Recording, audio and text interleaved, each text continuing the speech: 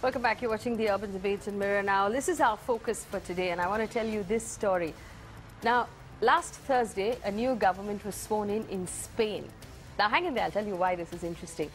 This new government in this new cabinet has more women than it does men.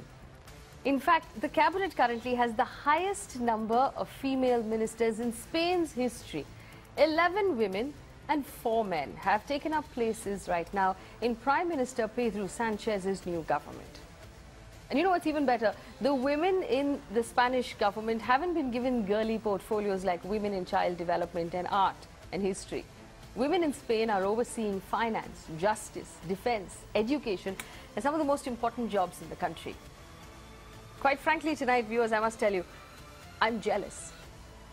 In Canada and France, the cabinet is 50% female. In Rwanda and UAE, the numbers are better than India's cabinet. Now, I know you'll say Ms. Nirmala Sitharaman has just become the first woman defense minister of India, and that's fantastic. But let's take a look at the whole picture. Now, according to a study that was conducted by the Inter-Parliamentary Union as of February this year, India ranks 148 in a list of 193 countries, and that's not great as far as women representation in government is concerned.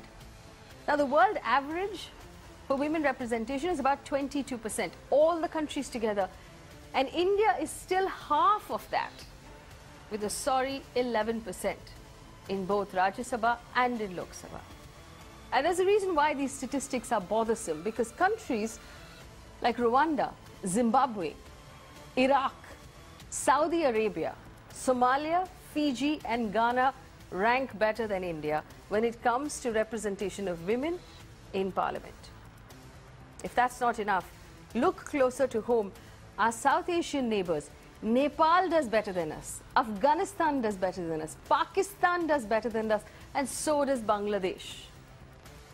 That should be embarrassing. Now, historically speaking, since 1947, India has had only one woman prime minister, one woman president, no vice president who's been a woman.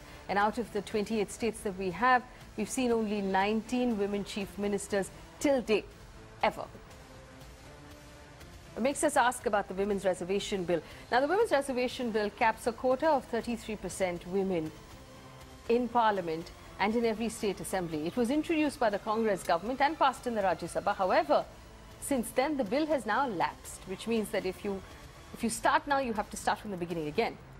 And the current BJP government, which promised 33% reservation for women in Parliament, has not reintroduced that bill. The government says it's waiting to build a consensus, even though it has a clear majority in the lower house, so it needs no consensus there. And it has the support, clear support, of several opposition parties when it comes to this specific bill. So my question tonight is fairly direct. Why is this government dragging its feet on the Women's Reservation Bill? This is the same government that did such a bang-up, fantastic job in pushing the Triple Talaq Bill in spite of the fact that they were opposition, in spite of the fact that there were objections. But why is it waiting on this bill for a consensus?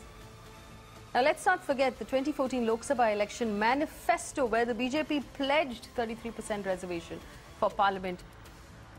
Mr. Prime Minister, what are you waiting for? That's the question we're asking today. What are we waiting for?